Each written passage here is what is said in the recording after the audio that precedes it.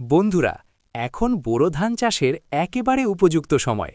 এই সময়টাতে গ্রামের চাষিরা ব্যস্ত হয়ে পড়েন জমিকে বোরো চাষের জন্য প্রস্তুত করতে। কারণ ভালো ফসল পেতে হলে জমি তৈরির কাজটাই সবচেয়ে গুরুত্বপূর্ণ। আপনারা দেখতেই পাচ্ছেন, প্রথম ধাপে ট্র্যাক্টর বা পাওয়ার টিলার দিয়ে জমিতে ভালোভাবে চাষ দেওয়া হচ্ছে। এতে মাটির শক্ত অংশগুলো ভেঙে যায় এবং মাটি নরম হয়। নরম মাটিতে ধানের চারা সহজে বসানো যায়, শিকড় ভালোভাবে ছড়াতে পারে।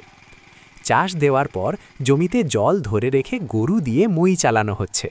মই দেওয়ার ফলে জমির উঁচু নিচু অংশগুলো সমান হয়ে যায় এবং কাদামাটি একেবারে মসৃণ হয়ে ওঠে। এই কাজটা ঠিকভাবে না করলে ধান রোয়ার সময় সমস্যা হয় এবং ফলনও কমে যেতে পারে। এইভাবে জমি প্রস্তুত হওয়ার পরেই শুরু হবে ধান রোয়ার কাজ। অভিজ্ঞ কৃষকেরা সারি সারি করে ধানের চারা রোপণ করেন, যাতে ধান ভালোভাবে বাড়তে পারে এবং পরিচর্যা করাও সহজ হয়। এই জমিতে লাগানো বোরো ধান মাত্র ৩ মাসের মধ্যেই বড় হয়ে উঠবে। এরপর ধান কাটা, মাড়াই আর শুকানোর পর এই ধান থেকেই তৈরি হবে আমাদের সবার প্রিয় ঝরঝরে ও সুস্বাদু মিনিকেট চাল।